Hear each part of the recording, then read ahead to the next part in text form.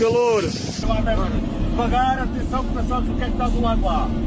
Hoje vamos falar sobre os incêndios florestais em Portugal. Eu não sei para você, mas para mim era como se fosse um grande mistério. Afinal de contas, incêndio deve ter um jeito de resolver isso fácil, né? E por que que está sempre acontecendo incêndio verão após verão em Portugal? Por que que não se acha uma solução para isso, né? E aí você vai ver as estatísticas. Infelizmente, Portugal é o recordista de incêndios na União Europeia desde 2006. É recorde atrás de recorde. E 2025 tá punk, viu?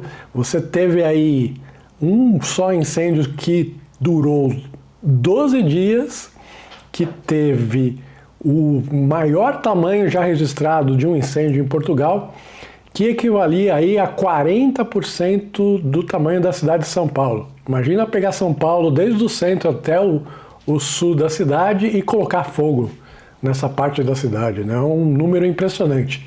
Imagina também, por exemplo, você pegar um carro e ficar andando 100 km, e nesses 100 km você sempre vai ver fogo do seu lado. E no final das contas, o que eu achava que era um negócio super simples, na verdade, ele é super complexo.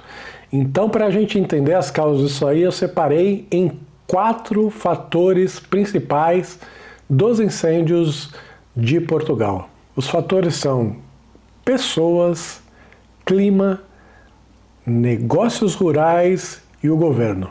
Olha, eu vou te dar uma informação que é quase inacreditável. 99% dos incêndios em Portugal são por causas humanas. É impressionante imaginar que esse problema não existiria se não fosse por causa das pessoas.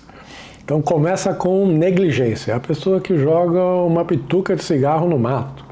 É o cara que faz um churrasco e a brasa cai no mato, por exemplo. É o cara que resolve por alguma razão colocar fogo num vespeiro e aquilo sai de controle. Tem também a parte de briga e vingança. É a pessoa que briga com o vizinho e resolve colocar fogo no mato do vizinho. É uma briga de herança, alguém ficou com uma herança que o outro achou uma injustiça e resolve lá colocar também fogo. Tem o problema do alcoolismo, das pessoas que alcoolizadas perdem a noção do certo e errado e colocam fogo no mato aí sem pensar muito, né? E tem também os piramaníacos, as pessoas que literalmente têm prazer em colocar fogo e ver a coisa se espalhar, né? Além da questão das doenças mentais, tem o danado do dinheiro. Se você pensar bem, o combate aos incêndios, ele gera muito dinheiro. Você tem dinheiro aí nos aluguéis de helicópteros, nos aluguéis de aviões, nos aluguéis dos carros, os aluguéis aí de caminhões. El incendio de Camino Morisco el otro día, en Las Urdes, quemó 2.750 hectáreas en 2 días y medio. Nos costaría aproximadamente los medios aéreos, los que se contratan solo, los que cobran 3.500 euros la hora, los más pequeños, y pueden llegar a 7.500, 8.000 euros la hora, los más grandes, los Canadair, los aviones y los grandes helicópteros. Vale. Tienes en cuenta el gasto que ha supuesto todo eso y le hemos calculado que podemos habernos gastado 6 millones de euros en extinguir ese incendio. Se uma simples briga já é uma causa importante para os fogos, imagina quando tem a ganância e o dinheiro envolvido. A gente não tem provas, mas todo mundo sabe. Próximo fator é o clima. Quem vê meus vídeos já sabe que o interior de Portugal tem um clima extremo. Você tem invernos muito pesados, muito frios e verões com muito calor. Então é muito comum você ter temperaturas acima de 35 graus por semanas e semanas. Então imagina esse processo de temperatura alta por muito tempo, você vai tendo uma vegetação cada vez mais seca, né? Então você, em termos de umidade, tem uma redução muito grande durante o verão. Só isso já seria um problema, porque você com vegetação seca pega fogo muito mais fácil. Mas também por alguma razão que eu desconheço, Portugal também tem muito vento. A gente está falando aí de ventos de 30, 40, 50, 60 km por hora. E aí esse vento, ele é um fator muito importante para a distribuição do fogo, para a distribuição de brasas. Elas vão literalmente de um terreno para o outro e espalham o fogo muito facilmente nos momentos de verão. Então, as condições ideais para que aconteçam os incêndios são essas, são de vários dias ou até várias semanas com temperaturas altas, secando a vegetação, e aí vários e vários dias com vento forte que fazem com que o fogo se espalhe com a maior facilidade. O outro fator importante são os negócios rurais, ou melhor dizendo, a falta de rentabilidade dos negócios rurais. Uma informação importante aqui é que, diferente do Brasil, Portugal tem 90% da terra na mão de pequenos proprietários. E nessas áreas que tem mais incêndio, não é coincidência que 70% da terra não tem dono, o dono é desconhecido. São os casos em que uma herança ela não é reclamada. E por que a pessoa deixa a terra simplesmente lá? Né? Porque ela considera aquilo como um passivo, ela considera aquilo como um centro de custos, porque ela teria a obrigação de limpar aquele terreno e, por outro lado, ela não vislumbra, ela não vê nenhuma possibilidade de trazer qualquer rentabilidade daquela área. Então, quando morre um proprietário, os herdeiros simplesmente não reclamam aquela terra, não reclamam aquela herança e aquilo fica literalmente sem dono, o mato crescendo sem controle.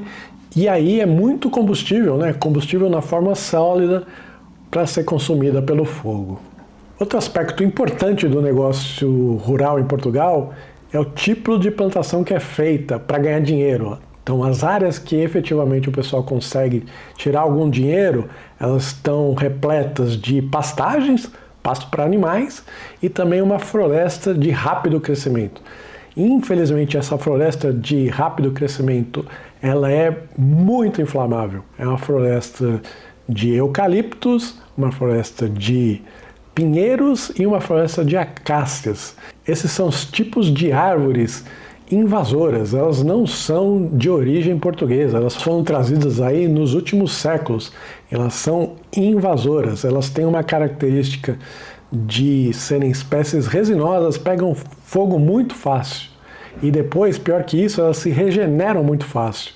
As danadas, elas conseguem soltar sementes com base no calor dos fogos. Então você tem aí um ciclo vicioso. A plantação dessas espécies invasoras, inflamáveis, que acabam pegando fogo e que aí depois soltam as suas sementes naquele lugar destruído, elas chegam lá portando primeiro, e aí o que você vai ter? Vai ter uma ocupação até maior desse tipo de espécie invasora. E o último fator para a gente comentar aí é o governo. O governo, infelizmente, não tem uma atuação eficiente, eficaz em relação a esse problema em Portugal. Ele tem se concentrado em obrigar as pessoas a cortar. E isso não tem efetividade. Primeiro porque não tem pessoa para cobrar. Você tem lá 70% da terra em que você não tem dono. Literalmente não tem ninguém para você cobrar. Não tem ninguém para fazer essa obrigação. E então essa obrigação de cortar não resolve a raiz do problema. A raiz do problema é que a terra não dá dinheiro. Ela não dá dinheiro, não tem incentivo para as pessoas tomar conta daquilo. Não faz sentido financeiro você tomar posse daquela terra e colocar ela como um centro de custos, um passivo para você, né? Então as pessoas literalmente elas correm da obrigação de limpar o terreno. Outro aspecto do governo que acaba sendo mais visado no dia a dia aqui de Portugal é o combate aos incêndios. E é engraçado que isso aí é coisa que tem os efeitos mais de curto prazo, né? Eu entendo que todo mundo queira combater o incêndio, afinal de contas é agoniante você ver essas cenas de dia após dia de pessoas tendo suas propriedades destruídas, correndo perigo de vida, né? Mas essa visão é uma visão de curto prazo. Na verdade, o combate aos incêndios é como se fosse a ponta desse iceberg de fogo que a gente tem aqui em Portugal. As pessoas cobram muito menos as questões de longo prazo. Como resolver isso de vez para você não ter problemas e você efetivamente precisar muito menos do combate aos incêndios. E as soluções desse problema, a gente sabe que elas existem. Uma solução comprovada é, por exemplo, a plantação de árvores de folha larga. Isso não é uma questão de opinião minha, nem mesmo de especialistas. É só você constatar nesse exemplo aqui. Olha só como elas são resistentes. A monocultura aqui, no caso, é eucalipto. E a mata de Maragaça é formada de árvores de folhas largas. Essas árvores, elas retêm umidade, elas produzem uma sombra e aí você tem um ambiente ali muito mais úmido que faz com que o fogo não se alastre tão facilmente. Então, uma solução clara seria a substituição dessas espécies invasoras por essas espécies que já são de Portugal mesmo. Uma plantação de carvalho, por exemplo, é uma árvore de folha larga, seria uma solução muito boa para esse problema.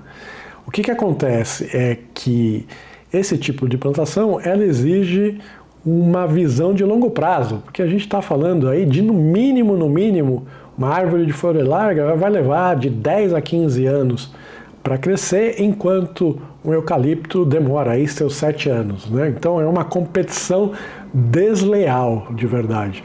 Uma outra solução, até um pouco mais simples, seria o incentivo à agricultura nessas áreas largadas. Porque a gente sabe que toda vez que você consegue ter uma plantação que gera dinheiro, aquilo vai ser cuidado. Há interesse da pessoa de fazer um bom gerenciamento da área. E estatisticamente é provado que as áreas que têm grande produção agrícola geralmente não tem problema de incêndios aqui em Portugal, né? Então o incentivo ao aumento da produção agrícola, principalmente nessas áreas que estão abandonadas, seria uma solução óbvia para esse problema. E depois de anos e mais anos do mesmo problema acontecendo, o governo que tomou posse o ano passado, ele resolveu colocar aí um plano no mercado. Então, em março eles soltaram esse plano e eu vou deixar um link aqui para você fazer a sua própria avaliação. Mas o que eu posso falar aqui para vocês da minha avaliação? Em primeiro lugar, o diagnóstico está perfeito lá. Tá? Tudo que a gente falou desse vídeo aqui está lá. Né? O problema das pessoas, o problema do clima, o problema do negócio rural e o problema do governo, inclusive, né? Mas na hora de propor as ações efetivas para aquilo acontecer, é que me deixou muito assustado. Porque aí eu vi lá, basicamente, um monte de intenções e muito pouca ação. Então eu estou dando muito pouco crédito para esse plano. Eu não sei, sinceramente, se ele vai funcionar. Mas, se ele funcionar, pode ser uma oportunidade de investimento para a gente aqui, né? Além de, obviamente, ser mais importante que uma oportunidade de investimento, uma resolução do sofrimento de muitas pessoas aí. Por quê? Porque você resolvendo o problema dos incêndios em Portugal, você tem imediatamente uma maior atratividade da terra rural. Para pessoas que nesse momento nem se imaginam morando naqueles lugares, de repente, quando não tem mais incêndio, aquilo pode ser um lugar muito bom para se viver, né? Então, seria uma grande oportunidade de investimento. Qual que é a minha sugestão aqui? Vamos ficar monitorando os próximos passos desse plano. E se tiver alguns marcos que o governo consiga fazer, a gente pode ter aí efetivamente uma oportunidade. Então, um primeiro marco importante, sem dúvida, é a identificação dos proprietários dessa terra abandonada. Sem isso, a gente não tem um plano viável. Então, fique de olho se tem uma solução para essa questão da identificação desses proprietários. A segunda questão é da herança. Essas heranças que não são reclamadas são também um grande problema. É como se fosse a mesma moeda do problema dos proprietários aí. Em terceiro lugar, seriam os incentivos para a gente mudar a relação desses proprietários com a terra.